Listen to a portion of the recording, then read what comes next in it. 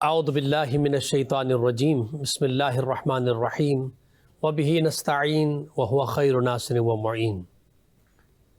تمام حمد ہے اس خالق ازل کے لیے، سکوت چھیل کو دیتا ہے جو کمل کے لیے، اور میں ان کے نام سے کرتا ہوں ابتدائے کلام، وہ جن کا نام فرشتوں نے بھی سنبھل کے لیے۔ درود و سلام ہو سید الانبیاء رحمۃ للعالمین، خاتم النبیین محمد مصطفیٰ صلی اللہ علیہ وآلہ وسلم پر، ان کے آل پاک پر، اصحاب منتجبین پر۔ محترم ناظرین کرام، پروگرام نذرانہ عقیدت میں آپ کا میزبان ڈاکٹر سید مظفر حسین رضوی آپ کی خدمت میں حاضر ہے۔ میری جانب سے آپ تمام محترم ناظرین کی خدمت میں السلام علیکم ورحمۃ اللہ وبرکاتہ۔ محترم ناظرین کرام، ماہ مبارکہ شعبان تمام تر فیوزات اور برکتوں کے ساتھ تمام انسانوں کے لیے، خصوصاً مسلمانان عالم کے لیے برکتیں اور فیوزات لے کر آیا ہے۔ اس ماہ مبارکہ کی جہاں اور بہت ساری فضیلتیں ہیں، وہاں پر ان ذوات مقدسہ کی جو اس ماہ مبارکہ شعبان میں اس دنیا میں تشریف لائی ہیں، ان میں آج جس ہستی کا تذکرہ کرنے جا رہے ہیں وہ حجت دوراں امام مہدی عجل اللہ تعالی فرجہ الشریف کی ذات اقدس ہے۔ 15 شعبان جہاں پہ شب برات کے نام سے عقیدتوں والی شب ہے، محبتوں والی شب ہے، رحمتوں اور برکتوں کی شب ہے، جہاں پر مسلمان خدا کی بارگاہ میں سجدہ ریز ہوتے ہیں، اور اسی شب میں ایک اور فضیلت امام مہدی کے ظہور اور ان کی ولادت باسعادت کے حوالے سے، دنیا میں تشریف لانے کے حوالے سے تمام عالم اسلام مسلمان مناتے ہیں۔ میں تمام عالم اسلام کی خدمت میں اپنی جانب سے، سچ ٹی وی کی جانب سے، تمام علماء کرام کی جانب سے ولادت باسعادت امام الزماں عجل اللہ تعالی فرجہ الشریف کی مبارکباد پیش کرتا ہوں۔ آج جس اہم موضوع پر گفتگو کریں گے، اس سے پہلے ہم نے مختلف پہلوؤں پر گفتگو کی امام الزماں عجل اللہ تعالی فرجہ الشریف کے حوالے سے، اور اب اس وقت جو ہم اہم موضوع پر گفتگو کرنے جا رہے ہیں وہ امام علیہ السلام کی حکومت اور ان کا جو قیام ہے، جن کا ایک لقب قیام ہے، قائم ہے۔ تو آپ ایک ایسی حکومت کا قیام کریں گے، ایک ایسی حکومت قائم فرمائیں گے جو عدل انصاف سے پر ہوگی، جو نظام عدالت پروردگار جس پر نافذ ہوگا۔ لہٰذا اس موضوع پر گفتگو کے لیے ہم نے اپنے اسٹوڈیو میں ممتاز علماء کرام کو مدعو کیا ہے، جن کا مختصر تعارف آپ کے سامنے پیش کر رہا ہوں۔ ہمارے ساتھ تشریف فرما ہے ممتاز ریسرچ اسکالر ہیں، dean faculty of Islamic studies, professor doctor Zahid Ali Zahidi صاحب۔ السلام علیکم ورحمۃ اللہ وبرکاتہ۔ السلام ورحمۃ اللہ۔ پروگرام میں آپ کو خوش آمدید کہوں گا۔ اور ہمارے ساتھ دوسرے مہمان ہیں ممتاز عالم دین پروفیسر مفتی نواب نفیس قادری صاحب۔ السلام علیکم ورحمۃ اللہ وبرکاتہ۔ السلام ورحمۃ اللہ وبرکاتہ۔ خوش آمدید کہوں گا آپ کو پروگرام میں۔ اور ہمارے ساتھ تیسرے مہمان بین الاقوامی شہرت یافتہ ثنا خاں، نعت خاں، منقبت خاں، نوحہ خاں، جناب سجاد علی درویش صاحب۔ السلام علیکم ورحمۃ اللہ وبرکاتہ۔ خوش آمدید کہوں گا آپ کو پروگرام میں۔ سلسلے گفتگو کا آغاز کرنا چاہوں گا، اور سب سے پہلے ڈاکٹر صاحب آپ کی خدمت میں سوال، امام علیہ السلام کی حکومت جو قائم ہوگی اس کا حدود اربع کیا ہوگا؟ بسم اللہ الرحمن الرحیم۔ جیسا کہ احادیث میں آیا ہے کثرت کے ساتھ کہ یملأ اللہ الارض قسطا وعدلا کما ملئت ظلما وجورا، کہ وہ اس پوری جو روئے زمین ہے جی، اس کو عدل و انصاف سے پر کر دیں گے، اس طرح کہ وہ ظلم و جور سے بھری ہوگی، کہ پورے روئے زمین پر ان کی حکومت ہوگی۔ ٹھیک۔ اور جو قرآن کریم کی آیت ہے جو 3 مقامات پر آئی ہے، سورہ توبہ اور سورہ فتح میں، تو اس میں بھی اگر آپ دیکھیں تو لِیُظْہِرَهُ عَلَى الدِّینِ كُلِّهِ، تمام ادیان پر، تمام باطل نظاموں پر اسلام جو ہے وہ غالب آئے گا۔ تو اس کی تفاسیر میں بھی علماء نے، مفسرین نے، تمام مکاتب فکر کے مفسرین نے لکھا ہے کہ یہ اس وقت ہوگا جب امام مہدی تشریف لائیں گے، کیونکہ ان کی حکومت جو ہے وہ عالمی ہوگی، عالمی۔ پوری دنیا پر ان کی حکومت ہوگی، اور تمام جو باطل نظام یا باطل مذاہب ہیں ان سب کا خاتمہ ہوگا اور اسلام کی بالادستی ہوگی۔ حکومت اسلامی جو امام مہدی کے ہاتھ میں ہوگی، اور جو یقیناً پوری آفاقی حکومت ہوگی پوری کائنات کے اندر، تو اس اسلام کی جو یہ حکومت ہے یہ جدید دور کے مطابق ہوگی، اس میں یہ جدید نظام ہی ہوگا، یا یہ کہ وہی زمانہ جو رسول اللہ صلی اللہ علیہ وسلم کا زمانہ تھا کہ دوبارہ پیچھے چلے جائیں گے سارے، وہیں تلواریں اور وہیں گھوڑے اور وہیں اونٹ اور وہی نظام آئے گا پرانا، یا یہ کہ کوئی جدید دور کے حساب سے کوئی نظام حکومت قائم ہوگی؟ یہ اصل میں اسلام کی نشأت ثانیہ کا دور ہوگا، ہر چیز ضرورت کے مطابق ہوگی۔ اب معلوم ہو رہا ہے کہ ایک ریاست کے اندر میں نے دیکھا کہ معلوم ہوا کہ صاحب انہوں نے کہا کہ دور غلامی پھر شروع ہو جائے گا۔ ابھی ان کی اپنی سوچ ہے، ان کا اپنا تصور ہے، ان کا پتہ نہیں اپنا کون سا کانسیپٹ ہے کہ اس کے اندر غلام بھی ہوں گے اور آزاد بھی ہوں گے، جس کو ختم کرنے کے لیے شب و روز محنت کیا ہادی برحق حضور پر نور سید العالمین مصطفیٰ صلی اللہ تعالیٰ علیہ وسلم نے، آپ اس چیزوں کو پھر دوبارہ لا رہے ہیں۔ ایک بات تو یہ ہے، نمبر ایک۔ نمبر دو، یقیناً جس چیز کی وہ ہوگی جو زمانے کے ساتھ ہوگا، زمانہ جس کی ڈیمانڈ کرے گا، جو ضروریات ہیں، ظلم، بربریت، ہر چیز جس کی آج بہتات ہے، وہ ہر چیز جو منفی ہے وہ ختم ہو کے مثبت ہو جائے گی۔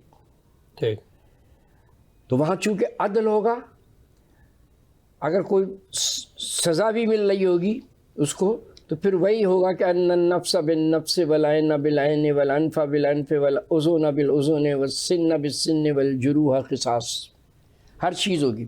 آنکھ کا بدلہ آنکھ ہوگا، ناک کا بدلہ ناک ہوگا، کان کا بدلہ، یہ جس نے جو ظلم کیا وہ ظلم ختم ہو جائیں گے، کیونکہ امام مہدی جو ہیں وہ عدل و انصاف قائم کرنے کے لیے آئیں گے۔ یہ فلسفہ اسلام کا جو ہے وہ اسی لیے آج تک تو نہیں ہوا، کہیں ہوا کہیں نہیں ہوا، کہیں ہوا کہیں نہیں ہوا، کوئی کہہ لیجیے کہ کوئی اتنا بڑا مارکا نہیں ہوا ہے ابھی تک کہ آدمی کہے کہ ہاں یار فلانی جگہ انصاف آ گیا، عدل آ گیا۔ نہیں، عدل اور انصاف آئے گا اگر تو پھر وہ اور رسول اللہ کی اولاد سے آئے گا، بے شک، جنہوں نے کربلا میں محنت کی، جنہوں نے وہاں پر کہہ لیجیے کہ مارکا مارا، وہ اسی طرح کہہ لیجیے کہ یہاں پر بھی مارکا ماریں گے۔ ان کا نام محمد ہوگا، وہ بنو فاطمہ سے ہوں گے۔ سلام ہے ان کی ذات پر، ان کی کہہ لیجیے رفقا پر، ان کے گھرانے پر، ان کے عدل اور انصاف۔ ایک سوال چونکہ آج کل معاشرے میں یہ بہت پوچھا جاتا ہے کہ امام علیہ السلام تشریف لائیں گے، ذوالفقار لے کر آئیں گے، اور ذوالفقار کا مطلب ہے کہ پھر وہی جنگی ساز و سامان کے ساتھ آئیں گے۔ تو ذرا اس حوالے سے بیان کیجیے گا کہ اس جدید دور میں جدید ٹیکنالوجی کا استعمال ہی کریں گے امام زمانہ، یا کوئی اور ٹیکنالوجی لے کر آئیں گے؟ دیکھیں، امام ذوالفقار تو لے کر آئیں گے، ٹھیک ہے نا، لیکن وہ ذوالفقار سے جنگ کرنے کے لیے نہیں لے کر آئیں گے۔ ذوالفقار تو ایک سمبل ہے نا، علامت ہے۔ امام تشریف لائیں گے تو وہ کئی ایسی چیزیں لے کر آئیں گے جو کہ پیغمبر اکرم کے جانشین ہیں، جی ٹھیک ہے، وہ مولا کائنات کے جانشین ہیں، تو وہ کئی ایسی چیزیں لے کر آئیں گے جس سے ظاہر ہوگا کہ وہ واقعی وہ جانشین ہیں۔ پیغمبر کا ماما بھی پہن کر آئیں گے، ذوالفقار بھی لے کر آئیں گے، تو ایسی کئی چیزیں ان کے پاس ہوں گی نشانی کے طور پہ کہ جس سے یہ ظاہر ہوگا کہ وہ انہی کے جانشین ہیں اصل میں۔ آج بھی آپ دیکھیں تو آرمی چیف کو جو ہے وہ سارڈ آف آنر پیش کیا جاتا ہے، تو اس سارڈ آف آنر سے جنگ تو نہیں کرتی نا فوج ہماری، لیکن وہ سمبل ہے، علامت ہے کہ تلوار جو ہے یہ جنگ کی ایک علامت ہے، تو علامت کے طور پر ہے۔ ورنہ ہر زمانے میں جب جنگ ہوئی، وہ گزشتہ زمانے میں ہو یا پیغمبر اکرم کے زمانے میں ہو یا حضرت علی کے زمانے میں ہو یا امام حسن کے زمانے میں ہو، تو جو اس زمانے کے رائج اسلحہ ہے نا، اسی سے جنگ ہوئی ہے، آبسلیٹ اسلحہ سے نہیں ہوگی۔ جب باطل قوت اپنی تمام تر ایڈوانسمنٹ کے ساتھ میدان میں آ رہی ہے، جدید ترین ٹیکنالوجی کے ساتھ میدان میں آ رہی ہے، تو حق کا نمائندہ بھی جو ہے نا وہ بھی اسی ایڈوانس ٹیکنالوجی کے ساتھ آئے گا۔ اگر کوئی یہ سمجھتا ہے کہ ایک تیسری عالمی جنگ ہوگی اور دنیا اسٹون ایج میں چلی جائے گی، دوبارہ پتھر کا دور آ جائے گا، دوبارہ تلوار کا دور آ جائے گا، تو پھر یہ تو اللہ کے نظام کی کامیابی نہیں ہوئی نا، کہ جب باطل قوت جو ہے وہ عروج پر تھی، جب وہ ٹیکنالوجی میں اتنے ایڈوانس تھے، جب سویلائزیشن اتنی ایڈوانس تھی، تو معاذ اللہ کا نظام فیل ہو گیا، نہیں چل سکا۔ اب جب انسان واپس بیک انٹو دا ہسٹری چلا گیا اور اسٹون ایج میں چلا گیا، اب اللہ کا نظام کامیاب ہو رہا ہے۔ تو یہ تو کوئی اچھی بات نہیں ہے. تو ایسا نہیں ہوگا، بلکہ روایت میں تو یہ ہے کہ امام علیہ السلام کے ظہور تک انسان جو ہے اس کی عقل کے 27 درجے ہیں اور وہ دوسرے درجے پر ہوگا. امام تشریف لائیں گے تو اس کی عقل کو 27ویں درجے تک پہنچائیں گے، اس کمال تک. اور بہت ساری اور چیزیں بھی ہیں جو روایت کے اندر آئی ہیں جن کو دیکھ کے ایسا لگتا ہے جیسے کوئی یہ معجزہ ہے. یہ معجزہ نہیں ہو، ضروری نہیں معجزہ ہو. یہ مثال کے طور پر زمین خود بتائے گی اس میں کون سا خزانہ پوشیدہ ہے، درخت خود بتائے گا مثلا وہ کس بیماری کے لیے علاج ہے. تو زمین آج بھی بتا رہی ہے، آپ سیٹلائٹ سے دیکھ سکتے ہیں کہاں آئل ہے، کہاں واٹر ہے، کہاں منرل ہے. اس زمانے میں اور زیادہ ایڈوانس ہوگا، یہ اور ایکوریٹ ہوگا. آج بھی آپ ایک پتے کو اٹھا کے مائکروسکوپ کے سامنے رکھے وہ پتا آپ کو بتائے گا. آپ تو موبائل کے لینس سے اس کو چیک کر سکتے ہیں کہ اس پتے کے انگریڈینٹس کیا ہیں اور کس بیماری کا علاج ہو سکتا ہے. یہ تو یہ ایڈوانسمنٹ ہے نا. تو ہم یہ سمجھ رہے ہیں کہ ساری ایڈوانسمنٹ ختم ہو جائے گی، انسان دوبارہ کار کی جگہ گدھے پہ بیٹھ جائے گا تو اللہ کا نظام کامیاب ہوگا. یہ عجیب سوچ ہے یہ بلکہ اللہ تعالیٰ کی سنت رہی ہے کہ جس زمانے میں جس چیز کا عروج رہا ہے اپنے حجت کو، اپنے نمائندے کو اس آرگومنٹ ہے عروج پہ. جیسے حکمت کا دور دورہ تھا حضرت عیسیٰ کے زمانے میں، تو آپ کو ایسا حکیم بنا کے بھیجا کہ آپ نے مردوں کو زندہ کر دیا، تو وہ سارے طبیب اپنی جگہ میں. تو آپ سے تو حضرت موسیٰ کا زمانہ ہے جہاں جادوگروں کا دورہ ہے. موسیٰ علیہ السلام کے عصا نے سب کو فیل کر دیا. حجت دور ہمارے نبی صلی اللہ علیہ وسلم جب تشریف لائے شاعری کا دورہ ہے. تو اللہ کے نبی کو بھی شاعر کا، لیکن قرآن نے اس کو منع کیا. لیکن فصاحت و بلاغت میں آپ کی مثال کوئی نہیں تھی. پہلوانی کا عروج جی زور تھا، تو آپ کے نائب امیر المومنین علی بن ابی طالب علیہ السلام ایک. تو اللہ تعالیٰ کی سنت بھی یہ رہی کہ جس زمانے میں جس چیز کی شہرت ہوتی ہے، جو آج کے زمانے میں ٹیکنالوجی ہے، جدید ٹیکنالوجی، تو اللہ تعالیٰ اپنے نمائندے کو بھیجیں گے تو اسی جدید ٹیکنالوجی کے ساتھ کہ وہ تمام تر ٹیکنالوجی میں سب سے آگے ہوں گے، کیونکہ وہ نمائندہ خدا ہے اور نمائندہ مصطفیٰ ہے. تو یقیناً اس میں کوئی شک نہیں ہے کہ وہ جدید دور ہوگا. اور جیسے ڈاکٹر صاحب نے بیان فرمایا کہ روایت کے الفاظ ہیں کہ جو علوم اب تک ظاہر نہیں ہوئے ہیں ان علوم کو بھی لے کر آئیں گے تو انسان بہت زیادہ ترقی کرے گا. یہ ترقی اس زمانے میں بہت ہی معنی ہی نہیں رکھے گی جو ترقی اس زمانے میں ہوگی. تو یہ ہمارا عقیدہ بھی ہے کہ امام علیہ السلام تشریف لائیں گے. ظاہر وہ علم کے جو ہے مرکز ہوں گے، اور جہاں پر انا مدینۃ العلم وعلی بابھا، تو مدینے کے شہر اور مدینے کے دروازے کا ذکر ہے، تو اسی کا ایک نمائندہ آئیں گے. تو علم کا بول و بالا ہوگا، فصاحت و بلاغت کا بول و بالا ہوگا، جدید ٹیکنالوجی میں ان سے آگے. اور آج بھی میرے خیال سے مسلمانوں کو اس طرح متوجہ ہونے کی ضرورت ہے کہ آج جدید ٹیکنالوجی میں ہم سے مغرب آگے. آج جدید ٹیکنالوجی میں امام مہدی کے ماننے والے بہت پیچھے ہیں ظاہراً، اور ان کے مخالفین جو ظاہراً سامنے موجود ہیں وہ ٹیکنالوجی میں سب سے آگے جا رہے ہیں. تو میرے خیال سے اس طرح متوجہ ہونا ہوگا کہ امام زمانہ کا دور ہے، حجت دوراں کا دور ہے، اور انہوں نے آ کے ٹیکنالوجی کو مزید آگے بڑھانا ہے. تو ہم کیوں پیچھے ہیں اس حوالے سے؟ اچھا، میں اس پہ ایک جملہ یہ بھی کہتا ہوں کہ اگر کوئی واقعاً یہ سمجھتا ہے کہ امام تلوار سے جنگ کریں گے، گھوڑے پہ بیٹھ کے لڑیں گے، تو اپنی بچوں کو پھر آپ تلوار چلانا اور گھوڑے چلانا سکھائیں تاکہ وہ امام کے نصرت کرنے والے بنیں. بالکل صحیح کریں. آپ کچھ کہنا چاہ رہے ہیں؟ ڈاکٹر صاحب صحیح فرما رہے ہیں. بھائی آج کے دور کے اندر کوئی آدمی کلشٹرکوف کے سامنے ڈنڈا لے کے چلا جا رہا ہو تو سمجھ لو خودکشی کرنے جا رہا ہو. بالکل اس کو وہی ہتھیار لینا ہے تو جا کے فتح پا سکتا ہے نا وہ، ورنہ تو بیچارہ ناکام ہو جائے گا. بالکل ایسا ہے. بالکل. تو یہ تمام چیزیں ہیں یہ ڈیمانڈ کے مطابق. اور جب قرآن مجید فرقان حمید سے علوم کی تعداد دیکھیے آپ کہ 3,09,800 علوم کا استخراج ہوا ہے. ہمارے ہاں تو خود نہیں پڑھایا جا رہا نا، اب تو ختم کر دیا نا. ورنہ کسی زمانے میں درس نظامی میں ڈاکٹر صاحب حیولہ یعنی پورا ایٹم کی وہ پتہ تھا. اب نہ وہ استاد رہے نہ وہ شاگرد رہے، سب ختم ہو گئے. بے شک. تو اب یہ تو علوم کا عروج ہوگا، اور وہ تو سارے کے سارے فاضل لائق و فائق لوگ ہیں اور اس کا اولاد علی ہے. ان لوگوں کے یہاں پر جب یہ نہیں ہوگا تو پھر کس کے پاس ہوگا یار علم؟ یہ تو بتا دوں. بے شک. سجاد علی درویش صاحب ہمارے ساتھ تشریف فرما ہے. میں گزارش کروں گا بارگاہ امامت میں یا رسالت میں جو آپ پیش کرنا چاہ رہے ہیں. حضور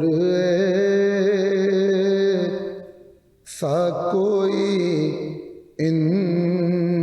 انتظام ہو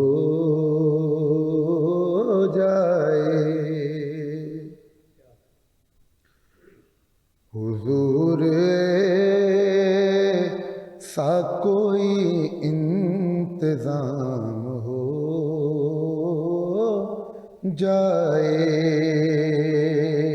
ڈاکٹر صاحب مسلسل محفلوں کی وجہ سے وہ ساتھ نہیں دے رہا ہے، اور میں کوشش کرتا ہوں انشاءاللہ جتنا میں پیش کروں کہ حضور ایسا کوئی انتظام ہو جائے، سلام کے لیے حاضر غلام ہو جائے. خدا سے دعا گو ہوں خدا اس مصرے کے صدقے میں ہمیں مدینہ کی جگہ نصیب فرمائے. اور میں صرف دیکھ لوں ایک بار صبح طیبہ کو، میں صرف دیکھ لوں ایک بار صبح طیبہ کو، کہ بلا سے پھر میری دنیا میں شام ہو جائے، بلا سے پھر میری دنیا میں شام ہو جائے. کیا خوبصورت شعر ہے کہ ڈاکٹر صاحب دیکھیے. ارے حضور آپ جو سن لے تو بات بن جائے، کہ حضور آپ جو سن لے تو بات بن جائے، حضور آپ جو کہہ دیں تو کام ہو جائے، کہ حضور آپ جو کہہ دیں تو کام بن جائے. اور حضور آپ جو چاہیں تو کچھ نہیں مشکل. محترم ناظرین کرام، نذرانہ عقیدت میں آپ کا خیر مقدم ہے. گفتگو جاری ہے امام مہدی عجل اللہ تعالی فرجہ الشریف کی حکومت، وہ نظام عدل، وہ انصاف کی حکومت. علماء کرام تشریف فرما ہے. میں ڈاکٹر صاحب کی خدمت میں سوال رکھنا چاہوں گا. امام مہدی کے ظہور سے قبل زمانے غیبت میں ہدایت کا کیا انتظام ہے؟ کیونکہ بہت دفعہ یہ سوال ہوتا ہے کہ اگر وہ تشریف لائے ہوئے ہیں لیکن پردہ غیبت میں ہے تو ان کا کیا فائدہ ہو رہا ہے امت کو، اس مسلمانوں کو، انسانیت کو؟ 1200 سال سے زیادہ عرصہ گزر گیا لیکن وہ ظاہر نہیں ہے سامنے، لوگوں کے سامنے. تو ان کی وہ ہادی ہیں، وہ ہدایت کے لیے آئے ہیں، تو اس کا انتظام اللہ نے کس طرح فرمایا؟ اچھا دیکھیں، یہ کئی سوالات ہو گئے نا. پہلا سوال تو اس طرح ہوتا ہے کہ جی ان کی غیبت کا کیا فائدہ ہے. تو اصل میں دیکھیں یہ اس نظریہ امامت کو نہیں سمجھنے کی وجہ سے ہے کہ امام جو ہے وہ حجت خدا ہوتا ہے، وہ اللہ اور بندے کے درمیان ایک واسطہ ہوتا ہے، ایک ذریعہ ہوتا ہے، ایک وسیلہ ہوتا ہے. اور اس کا جو وجود ہے نا وہ اس زمین و آسمان کی بقا کے لیے ضروری ہے. الذی ببقائہ بقیت الدنیا، ان کی بقا کی وجہ سے دنیا باقی ہے. وَبِيُمْنِهِ رُزِقَ الْوَرَىٰ، ان کے طفیل میں مخلوق کو رزق مل رہا ہے. ٹھیک ہے، تو ان کا وجود اس لیے ضروری ہے. دو طرح کے نا، ایک مانوی وجود ہے، ایک ظاہری وجود ہے. ایک تشریعی ایک امر ہے، ایک تکوینی ہے. جو تشریعی معاملات ہوتے ہیں اس کا تعلق انسان سے ہوتا ہے، اس کا تعلق دیگر لوگوں سے بھی ہوتا ہے، دیگر شرائط بھی ہوتی ہے. ایک تکوینی معاملات ہے کہ خدا اپنے بندوں کے لیے جو کچھ بھیجتا ہے وہ ان کے ذریعے، ان کے وسیلے سے بھیجتا ہے. اور بندوں سے جو کچھ خدا تک جو چیز پہنچتی ہے صرف ہماری حاجتیں نہیں، حاجتوں کے علاوہ ہماری عبادات ہے، دیگر جو کچھ بھی ہے یہ خدا تک ان کے ذریعے سے پہنچتی ہے، ٹھیک ہے نا. یہ تصور جو ہے یہ بعض صوفیوں کے یہاں بھی رائج ہے اس طرح کے ایک تصور. ٹھیک، ایک تو بحث یہ. دوسری بات یہ ہے کہ اگر امام غیبت میں ہیں تو مخلوق کو کیسے فائدہ پہنچ رہا ہے. اس حوالے سے ایک روایت ہے امام صادق علیہ السلام سے یہ سوال کیا گیا کہ حجت خدا اگر مستور ہو، چھپا ہوا ہو، یعنی تو اس سے کس طرح انسانیت کو فائدہ پہنچ سکتا ہے. تو آپ نے فرمایا اس طرح فائدہ پہنچتا ہے جس طرح سورج بادل کے پیچھے رہ کے فائدہ پہنچاتا ہے. کیا بات ہے، واہ واہ.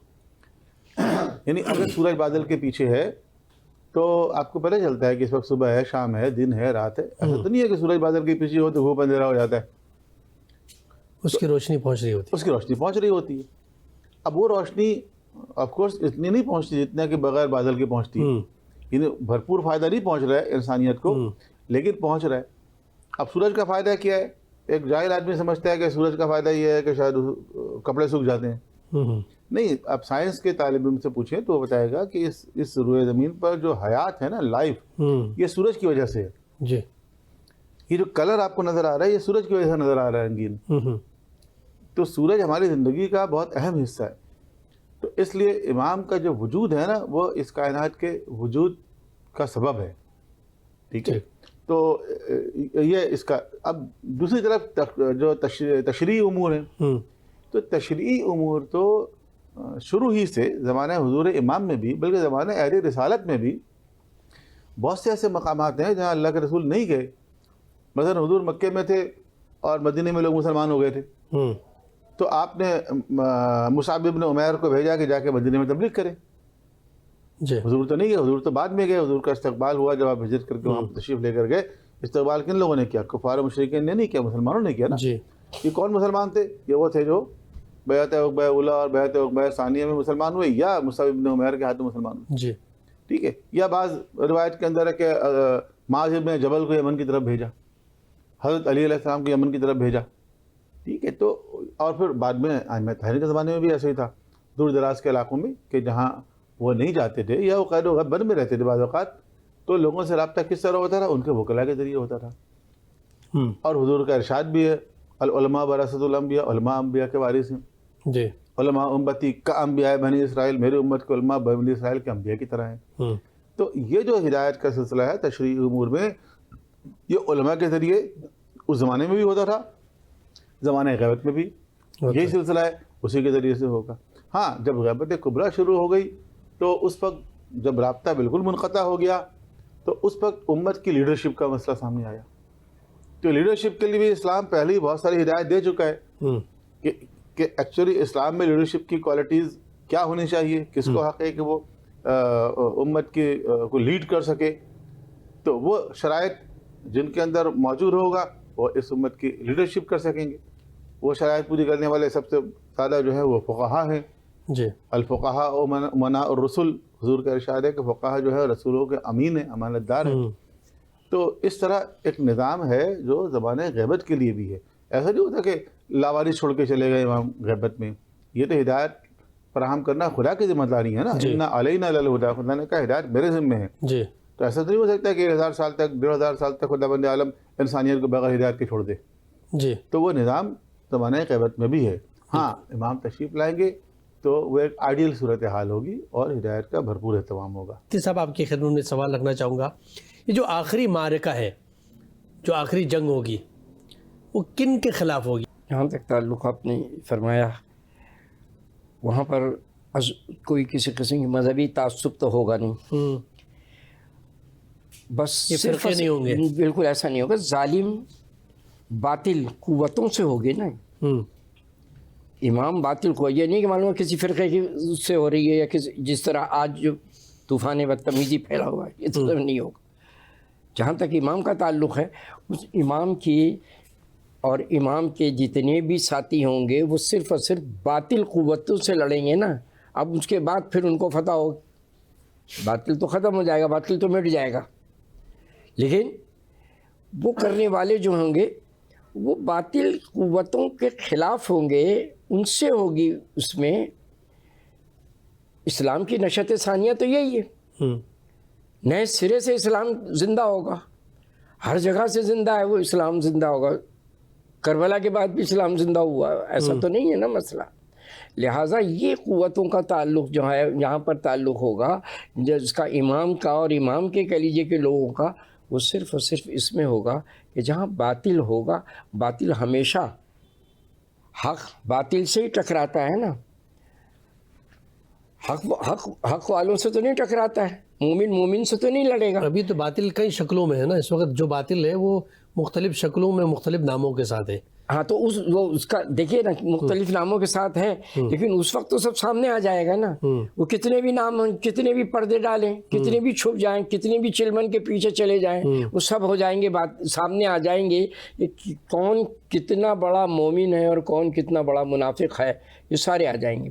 کتنا بڑا کہہ لیجئے کہ ایمان والا ہے، کتنا بڑا باطل ہے، جو کھل کر سامنے آ جائے گا۔ یہ بھی اللہ تبارک و تعالیٰ کی حکمت عملی ہے کہ جب ہدایت کا سرچشمہ جاری ہوگا امام کے ذریعے، تو وہاں پر پھر اللہ تبارک و تعالیٰ باقاعدہ دودھ کا دودھ پانی کا پانی ہو جائے گا، پتہ چلے گا یہ باطل ہے، یہ حق پر ہے، یہ مومن ہے، یہ منافق۔ درست فرمایا۔ اچھا، امام علیہ الصلوۃ والسلام کا دارالخلافہ یعنی مرکز، جس طرح انبیاء علیہ الصلوۃ والسلام کے مراکز رہے، خود ہمارے نبی صلی اللہ علیہ وسلم کا مرکز مدینہ رہا، تو خود امام مہدی کا کوئی مرکز، جس طرح خانہ کعبہ میں تو آپ تشریف لائیں گے، آیا مکے کو آپ نے مرکز بنانا ہے، مدینے کو بنانا ہے، کہاں آپ کا مرکز ہوگا، ہیڈ کوارٹر ہوگا؟ کوفہ ہوگا، روایت میں ہے کہ کوفہ آپ کا دارالخلافہ ہوگا اور مسجد سہلہ میں آپ کا قیام ہوگا۔ اچھا، میں یہ سوال رکھنا چاہوں گا کہ اہم ترین مراکز جو اسلام کے رہے، مدینہ ہے، مکہ ہے، تو ان تمام کے موجودگی میں کوفہ کا ہونے کی کوئی وجہ ہے، اس کی کوئی فضیلت ہے، کوئی خاص بات ہے؟ کوفہ کو حضرت علی نے اپنا کیپٹل بنایا تھا چونکہ، اور حضرت علی نے بھی کیپٹل اس لیے بنایا تھا کہ اصل میں جو شام کی طرف سے ان کو جو مسائل درپیش تھے، تو اس کو ٹیکل کرنے کے لیے ایک سینٹرل جگہ چاہیے تھی نا۔ مدینہ ایک تو دور بھی تھا، اور دوسری بات یہ ہے کہ آپ نہیں چاہتے ہوں گے کہ مدینے میں فساد ہو، مدینے میں جنگ ہو، لہٰذا اور پھر کوفہ جو تھا وہ ایک فوجی چھاؤنی کے طور پہ آباد کیا گیا تھا، کوفہ اور بصرہ کو، تو جو اصل میں جو فوج تھی پروفیشنل وہ کوفہ اور بصرہ میں تھی اس زمانے میں، تو اس لیے حضرت علی نے اس کو کوفہ کو اپنا دارالخلافہ قرار دیا تھا۔ تو جب امام تشریف لائیں گے تو روایتوں میں ہے کہ کوفہ ہی کو آپ اپنا دارالخلافہ بنائیں گے۔ ٹھیک۔ اور جو اہم جو ممالک جو ہم پہلے بھی بات کر رہے تھے کہ جس خطۂ زمین میں یہ سارا ٹرم آئل ہوگا وہ اس کے قریبی ہے نا، یعنی کوفہ عراق کے اندر ہے تو عراق کے سراؤنڈنگز کے اندر ہے، ادھر شام ہے، ادھر فلسطین ہے، ادھر سعودی عرب ہے، یعنی عراق کے بارڈر سے سب لگ رہے ہیں جی۔ وہ آج عراق ایک ملک ہے نا، ورنہ تو عراق ایک صوبہ تھا۔ جی، درست فرمائے۔ میں گزارش کروں گا جناب سجاد علی درویش صاحب سے کہ بارگاہ امامت میں گلہائے عقیدت پیش فرمائیں۔ آپ پر درود اور سلام اے میرے امام، اے میرے امام، آپ پر درود اور سلام اے میرے امام، اے میرے امام، بس یہی صدا ہے صبح و شام اے میرے امام، اے میرے امام، اور آ رہے ہیں آپ، چل رہی ہے یہ خبر، اور خانہ خدا پہ ہے ٹکی ہوئی نظر، سج رہے ہیں راستے تمام اے میرے امام، اے میرے امام۔ دیکھیے کہ ڈاکٹر صاحب، ہر نفس تجھے میرا سلام عرض ہو، ارے میں تو کیا ہوں ہر نبی ولی پہ فرض ہو، دو جہاں میں تیرا احترام،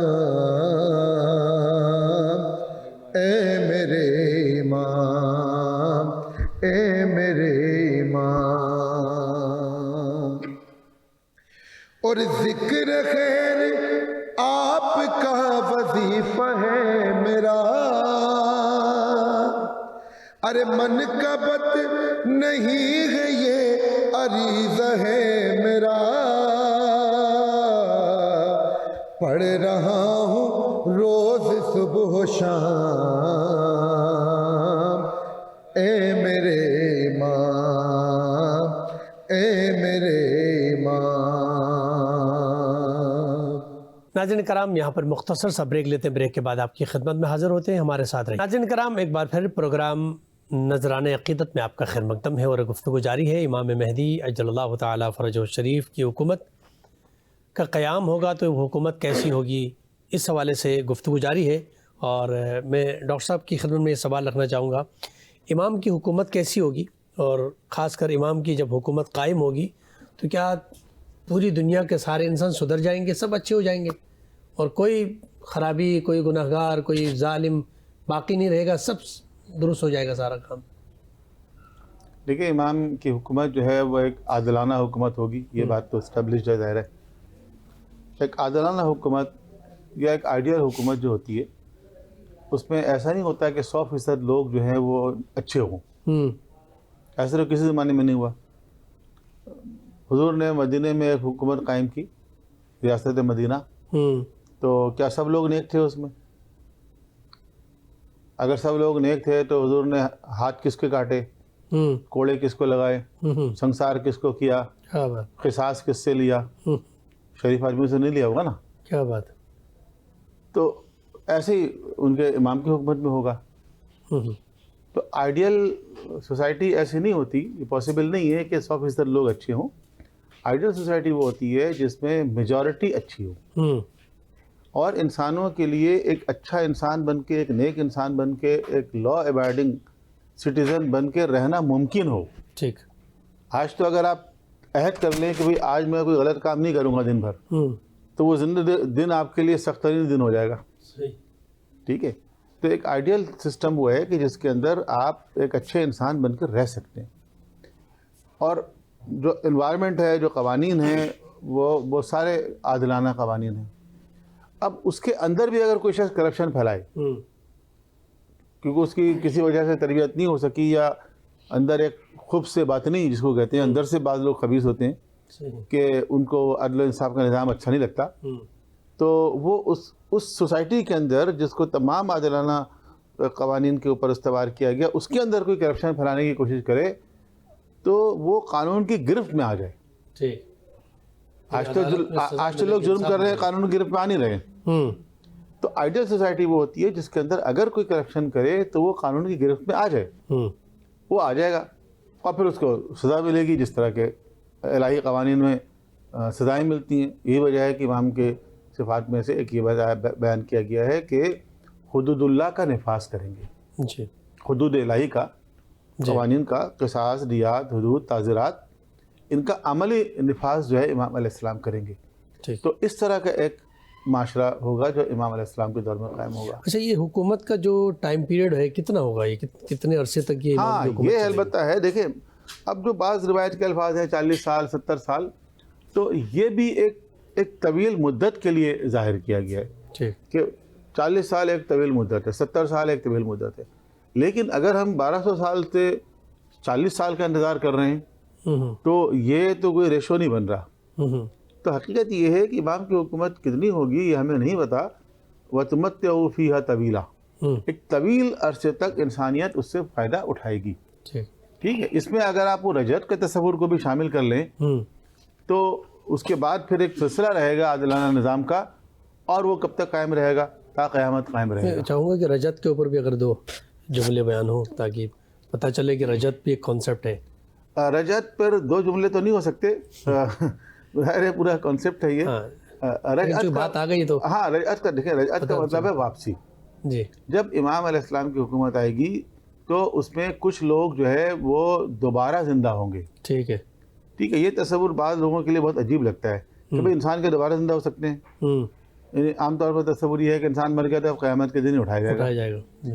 حالانکہ اگر آپ قرآن کریم کو پڑھیں تو میں آپ کو بتاؤں صرف سورہ بقرہ کے اندر ایسی 4 ایگزامپلز ہیں صرف سورہ بقرہ میں, باقی قرآن کی بات نہیں کر رہا میں, کہ جس میں انسان مرنے کے بعد دوبارہ زندہ ہوا ہے قیامت سے پہلے.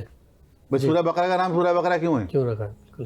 وہ گائے والا واقعہ ہے نا. جی جی اس بالکل. میں کیا ہوا, قاتل مقتول وہ گائے کا گوشت لگایا گیا اور وہ زندہ ہوا اور اس نے قاتل کی نشاندہی کی. بے شک. ٹھیک ہے. یا سورہ بقرہ کے اندر حضرت عزیر علیہ السلام کا واقعہ ہے جو 100 سال کے لیے خدا نے موت دے دی, دوبارہ زندہ کر دیا. اصحاب کہف کی مثال ہے. ایک اور آیت کے اندر کہا گیا ہے کہ کچھ لوگ اپنے گھر سے نکلے اور وہ ہزاروں میں تھے, الوف نے ہزاروں تھے. خدا نے ان سے کہا موتو, مر جاؤ. اب خدا نے ان کو دوبارہ زندہ کیا. ہزاروں مر گئے پھر زندہ ہو گئے. یہ سورہ بقرہ کے اندر, قرآن کے اندر. بے شک. ٹھیک. کتنی حضرت عیسیٰ علیہ السلام نے مردے کو زندہ کیا. بے شک. ٹھیک ہے. یہ بھی قرآن کریم میں ہے. تو عام طور پر تصور یہی ہے کہ دوبارہ نہیں اٹھایا جاتا, لیکن اگر خاص حالات میں خداوند عالم چاہے, جیسے حضرت عزیر کا واقعہ ہے, نام تو نہیں حضرت عزیر کا لیکن واقعہ ہے پورا, کہ خدا نے چاہا ان کو دوبارہ اٹھا دیا. تو اگر اس طرح اس کو بھی ایڈ کر لیں آپ, جو ایک تصور ہے رجعت کا, تو یہ طویل اور مدت طویل ہو سکتی ہے. اس میں ظالمین کو اٹھایا جائے گا. جی ہاں, دونوں طرح کی روایتیں ملتی ہیں کہ بہت اچھے لوگوں کو بھی اٹھایا جائے گا, کچھ برے لوگوں کو بھی اٹھایا جائے گا. ٹھیک ہے. برے لوگوں کو اٹھایا جائے گا تاکہ ان کو عبرت کا نشانہ بنایا جائے. ٹھیک. اچھے لوگوں کو اٹھایا جائے گا تاکہ امام کی حکومت میں وہ شامل ہو سکیں. ٹھیک. اچھا, میں مفتی صاحب آپ کی خدمت میں سوال رکھنا چاہوں گا. دجال کا تصور روایت کے اندر ہے کہ دجال آئے گا. کون ہے دجال, کیا کریکٹر ہے اس کا؟ وہ یہودیوں کا نجات دہندہ ہے جس کا انتظار کر رہے ہیں اپنے تصور کے مطابق. یقیناً وہ مسلمان تو نہیں ہے, کافر ہے, لکھا ہوا ہوگا اس کی پیشانی پر. اچھا. وہ لوگوں کو باقاعدہ کفر کی طرف راغب کرے گا, کچھ اپنی شعبدہ بازی سے. کسی کے ابا کو اٹھا دیا, کسی کے اماں کو اٹھا دیا, قبر سے اٹھا دیا, یا کسی کو کر دیا کہ بتا یہی ہے, آدمی کہے گا ہاں, تو وہ اس کو خدا ماننے لگیں گے. یہ تصور جو ہے یہ غیر مسلموں کا ایک تصور ہے. آفٹر آل وہ جو کردار ہے وہ بڑا ہی زیادہ کہہ لیجیے کہ ظلم و بربریت پر ہے. یعنی یوں سمجھ لیجیے آپ کہ وہ سب کو مارے گا, کاٹے گا, یہ کرے گا, وہ کرے گا, جس کو امام مہدی جو ہیں اور عیسیٰ علیہ السلام کے زمانے میں پھر اس کا خاتمہ ہوگا. لہذا کوئی ایسا کردار نہیں ہے کہ اس پر خدا نخواستہ کوئی آدمی ایمان لے آئے اور اس کو بہت اچھا سمجھے, ایسا نہیں. بس یہودی اس کے انتظار میں کہ وہ آ جائے اور وہ نجات دہندہ ہے ان کا. ہمارا تو نجات دہندہ جو ہے وہ رسول اور آل رسول تو ہو سکتے ہیں, دجال نہیں ہو سکتا. لیکن آج کے زمانے میں غالب جو دنیا ہے, غالب جو انسان ہے, وہ اسی دجالی جو صفت ہے, جی, دھوکہ دینا, جی, اس دجال کے معنی فراڈیا, ایمان لے کر آتے ہیں. دجال کے معنی ہی فراڈیا, دھوکے باز, دغا باز. بس یہ سمجھ لیجیے آپ کہ دجال جب کہیں گے آپ تو پھر ایک تصور آپ کے ذہن کے اندر آ جانا چاہیے کہ دغا بازی کو, دھوکے بازی کا نام جو ہے وہ دجال ہے. وہ دجالی قوتیں جو ہیں, اب اس سے کیا ہوگا کہ بعض لوگ جو بکنے والے ہیں وہ بکیں گے, ان کو پیسے مل رہے ہیں, ان کو تمام کر لیجیے مراعات ملے گی. اب وہ وہاں پر کہ صاحب غزہ کے اندر میں امن قائم کر دوں گا. اگر امن قائم کرتا تو اتنے ہزاروں اور سینکڑوں لوگ مارے گئے ہیں, شہید ہوئے ہیں, وہ کس کے ظلم سے ہوئے ہیں؟ تمہارے عزت سے ہوئے ہیں نا. آج تم کہہ رہے ہو کہ نہیں صاحب ہم وہاں پر امن قائم کریں گے. وہ سب سے بڑا دجال ہے, دھوکے باز ہے. وہی ہے صحیح معنوں میں دجال, وہی ہے. اس کی نشاندہی اگر آپ کریں تصور کے اندر تو وہی ہے جس کو یہ کر رہا ہے. وہ روئے زمین کا بہت بڑا ظالم ہے. ایسے ہی ظالموں کے لیے اللہ تبارک و تعالیٰ نے امام مہدی کا باقاعدہ ایک تصور پیش کیا ہے. امام مہدی آئیں گے ایسے ہی ظالموں کے لیے جو اس طرح کے دھوکہ باز اور دجالوں کے خاتمے کے لیے. درست. ڈاکٹر صاحب, میں چاہوں گا دجال کے اوپر بھی اگر آپ کچھ بات کرنا چاہیں کہ دجال ہے کون، اور عصر حاضر میں جہاں امام علیہ الصلوۃ والسلام کی غیبت کا جو زمانہ ہے، غیبت امام زمانہ میں کیا ممکن ہے کہ کوئی ان سے رابطہ کر سکے، کوئی رابطہ ہو سکتا ہے ان سے؟ چونکہ وہ ظاہر تو ہیں، نظر نہیں آ رہے، لیکن اسی دنیا میں موجود ہیں، اور جو ہمارا جو کانسیپٹ یہی ہے کہ وہ اسی کائنات کے اندر موجود ہیں، لوگوں کے مسائل بھی حل کرتے ہیں، تو کمیونیکیشن ہو سکتی ہے، ان سے ملاقات ہو سکتی ہے، کوئی رابطہ ہو سکتا ہے؟ پروفیسر صاحب نے بیان کیا نا، وہ بالکل صحیح تصور ہے، یہی ہے کہ دجال جو ہے وہ کسی خاص مخلوق کا نام نہیں ہے، بلکہ دجال جو ہے وہ ایک سسٹم ہے دجال۔ تو اگر کوئی ایسی مخلوق کو خاص جس کا ڈسکرپشن بعض روایتوں کے اندر ہے کہ پیشانی پہ اس کے کافر لکھا ہوا ہوگا اور ایک آنکھ پیشانی پر ہوگی اور وغیرہ وغیرہ، اگر ایسا ہوگا، یعنی کوئی خاص مخلوق اللہ میاں پیدا کرے اور پھر سب پہچان لیں گے، تو 1 منٹ میں پہچان لیں گے بھائی یہی وہ ہے، لیکن پھر دجال کا مطلب ہی ختم ہو جائے گا۔ دجال یعنی دھوکے باز، وہ تو دھوکہ دیتا ہے، وہ پہچان میں نہیں آئے گا۔ تو وہ دجال آ چکا ہے، اور وہ دجال یہی ظالمانہ نظام ہے، اور انسانیت بھوک سے بلک رہی ہے، اور وہ روٹی لے کر آیا ہے اور ان سے کہہ رہا ہے مجھے خدا قبول تسلیم کرو تو میں روٹی دوں گا، ورنہ ایک ہاتھ پہ جنت اور جہنم بھی لے کر آیا ہے وہ کہتا بھی ہے کہ ورنہ اگر مجھے خدا کو نہیں مانو گے تو میں جہنم میں ڈال دوں گا، اور ورنہ اگر مجھے خدا تسلیم کر لو گے میں تمہیں جنت میں لے جاؤں گا۔ تو یہ وہی الفاظ جملے دیکھ لیں، اب تو صاف صاف استعمال ہو رہے ہیں، بڑا آسان ہو گیا ابھی پہچاننا۔ جی، تو لیکن یہ بھی آیا ہے روایتوں میں کہ جو دجال کی جنت ہوگی وہ اللہ کا جہنم ہوگا، اور جو دجال کا جہنم ہوگا وہ اللہ میاں کی جنت ہوگی۔ جو آپ کا دوسرا سوال ہے کہ کیا زبان غیبت میں امام سے رابطہ ممکن ہے، تو دیکھیں ایک روایت تو وہ ہے جو توقیات ہیں امام کی، جو امام کے پاس سے زبان غیبت صغریٰ میں جو خطوط کے جوابات آتے تھے، تو اس کا جو آخری توقیہ شریف ہے اس میں یہ بات لکھی ہوئی ہے کہ اب ایک طویل غیبت کا دور شروع ہونے والا ہے، اور اس پہ مشاہدے کا دعویٰ کرنے والا کذاب اور مفتر ہوگا، جھوٹا ہوگا اور جھوٹی بات منسوب کرنے والا ہوگا۔ تو مشاہدے کا دعویٰ کرنے سے منع کیا گیا۔ اگر کوئی شخص کہتا ہے کہ میرا امام سے رابطہ ہے تو اس کی بات کو نہیں ماننا چاہیے، ٹھیک ہے، لیکن کیا اس کا مطلب ہے کہ رابطہ نہیں ہو سکتا؟ نہیں، ہو سکتا ہے۔ ایسے لوگ جو معرفت کے اس مقام پر ہوں ان کا امام سے رابطہ ہو سکتا ہے، لیکن وہ اس کا اظہار نہیں کریں گے، وہ لوگوں کو یہ نہیں بتائیں گے کہ میرا امام سے رابطہ ہے۔ تو وہ انڈیویجول ہو سکتا ہے، کوئی ایک شخص اس مقام پر ہو کہ وہ اپنے معرفت کی وجہ سے امام کی شناخت کر سکتا ہو۔ دیکھیے امام کی جو غیبت ہے نا وہ 2 طرح کی ہو سکتی ہے۔ ایک غیبت ہوتی ہے شخص کی غیبت، شخصی غیبت، اور ایک ہوتی ہے شخصیتی غیبت۔ ایک ہوتی ہے غیبت کہ ان پرسن ایک انسان غائب ہے، مثلا ایک انسان یہاں پر نہیں ہے، ہم کہتے ہیں وہ غائب ہے۔ ایک انسان ہمارے سامنے کھڑا ہے لیکن ہم اس کو پہچان نہیں پا رہے ہیں یہی وہ امام ہے کہ یہی وہ ہے، تو یہ کیا ہے؟ یہ اس کی شخصیت کی غیبت ہے، ٹھیک ہے۔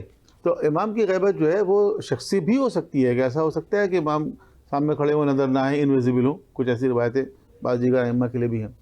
خود حضور علیہ الصلوۃ والسلام دیکھیں آپ کہ جب ہجرت کے لیے نکلے تو وہ چاروں طرف سے مشرکین گھیرے ہوئے تھے، انہی کے درمیان سے نکل کے چلے گئے، ان کو نظر بھی نہیں آئے۔ تو یہ کوئی عجیب نہیں ہے یہ بات بھی، لیکن جو جنرل غیبت کا تصور ہے وہ یہ ہے کہ آپ کی شخصیت کی غیبت ہے۔ بعض روایتوں میں آیا ہے کہ وہ غیبت ایسی ہے جیسے کہ حضرت یوسف علیہ السلام اور ان کے بھائی، یوسف علیہ السلام کے بھائی جو تھے وہ یوسف علیہ السلام سے بات کر رہے تھے، ڈیلنگ کر رہے تھے، غلہ لے رہے تھے، لیکن یہ نہیں جانتے تھے کہ یہ یوسف ہیں۔ یوسف علیہ السلام جانتے تھے کہ یہ میرے بھائی ہیں جنہوں نے کنویں میں ڈال دیا تھا۔ تو یہ غیبت اسی طرح بہت کی اچھی ہے، مثال ہے، ٹھیک ہے۔ تو ویسی یوسف زہرا کی مثال بھی یوسف کنعان کی طرح ہے کہ وہ لوگوں سے ملاقات کر رہے ہیں، ان کے کام آ رہے ہیں، ان سے بات چیت کر رہے ہیں، اور جب امام کا ظہور ہوگا تو بہت سے لوگ کہیں گے ہم نے تو ان کو دیکھا ہے، جی یہ روایت ہے، ہم نے ان کو فلاں جگہ پر دیکھا ہے، حج کے موسم میں دیکھا ہے، یا فرض کریں کہ اربعین کے وقت میں دیکھا ہوگا، لیکن پہچان نہیں سکتے نا، شناخت نہیں ہے۔ تو یہ جو شناخت نہیں ہونا تو یہ بھی ایک غیبت ہوتی ہے، کیونکہ امام کی غیبت جو ہے وہ ایسی نہیں ہے کہ امام کسی پہاڑ میں ہیں، کسی غار میں ہیں یا آسمان میں ہیں، بلکہ امام جو ہے اسی دنیا میں ہیں اور مختلف علاقوں میں جاتے ہیں، لوگوں سے ملاقات کرتے ہیں، خاص طور پر حج کے موسم میں حج میں بھی ہوتے ہیں، تو لوگوں سے ان کی ملاقات ہوتی ہے. احادیث اور روایتوں میں آ رہا ہے کہ اس وقت کے جتنے بھی اولیاء اللہ ہیں وہ سارے کے سارے قطب ابدال یہ سب امام کے دستے حق پرست کے اوپر بیعت کریں گے. ٹھیک ہے. تو وہ طبقہ تو سب سے بڑا کہہ لیجئے کہ ہے صوفیاء اکرام اولیاء اعظام رضوان اللہ تعالیٰ علیہ اجمعین کا. تو کوئی بعید نہیں ہے کہ ان کو نظر آتے ہوں، کیونکہ ایمان ان کو ہی نظر آ سکتے ہیں جس کے دل کے اندر ایمان باقاعدہ کوٹ کوٹ کے بھرا ہوگا. بے شک. ان کو کہہ لیجئے کہ امام نظر آئیں گے. ہمارے جیسا گندا آدمی جو دنیا دار ہے اس کو کیا آئے گا نظر یار؟ کچھ بھی وہ ہے مسئلہ. نگاہ بصیرت چاہیے. وہ بصیرت چاہیے جی. کوئی چیز دیکھنے کے لیے. رسول اللہ زیارت فرماتے، رسول کی زیارت کن کو ہوتی ہے؟ جو رسول اللہ سے زیادہ محبت کرتے ہیں، جن کا تقویٰ ہے، متقی ہیں. تو اسی طرح امام بالکل نظر آتے ہوں گے. ڈاکٹر صاحب بالکل حق برحق فرما رہے ہیں. وہ بالکل کہہ لیجیے نظر آتے ہوں گے، لیکن بھائی اس کے لیے آنکھیں بھی تو ہونا چاہیے. وہ دل بھی تو لاؤ، دل کی آنکھیں جس کے اندر بھی دیکھو دل کی آنکھوں. سبحان اللہ. نہایت ممنون مشکور ہوں پروفیسر ڈاکٹر زاہد علی زاہدی صاحب آپ کا، پروفیسر مفتی نواب نفیس قادری صاحب آپ کا، اور محترم سجاد علی درویش صاحب آپ کا نہایت ممنون مشکور. ناظرین کرام، یہاں پر پروگرام کا وقت ختم ہوا چاہتا ہے. اپنے میزبان ڈاکٹر سید مظفر حسین رضوی کو اجازت دیجیے، اور جاتے جاتے میں گزارش کروں گا سجاد علی درویش صاحب سے کہ بارگاہ امامت میں گلہائے عقیدت پیش فرمائیں. کہ خدایا مقدر میرا یوں جگا دے، خدایا مقدر میرا یوں جگا دے، امام زمانہ کا عاشق بنا دے، اور میری ماں کی کوشش کا اس کو صلا دے، امام زمانہ کا عاشق بنا دے. اور کروں ذکر زہرا کا طاہر بنوں میں، امام زمانہ کا ناصر بنوں میں. ارے میری ماں کی کوشش کا اس کو صلا دے، میری ماں کی کوشش کا اس کو صلا دے، امام زمانہ کا عاشق بنا دے.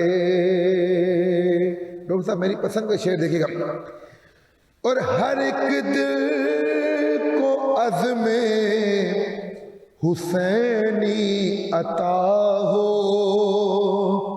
ہر ایک جان کو جوش خمینی عطا ہو، گھٹن کی فضاؤں میں تازہ ہوا ہو، امام زمانہ کا عاشق بنا دے. اور آخری شعر کہ زمانے کی چالوں سے گھبرا گیا ہوں، کہ گناہوں کی دنیا سے تنگ آ گیا ہوں، گناہوں کی زندان سے مجھ کو چھڑا دے، گناہوں کی زندان سے مجھ کو چھڑا دے، امام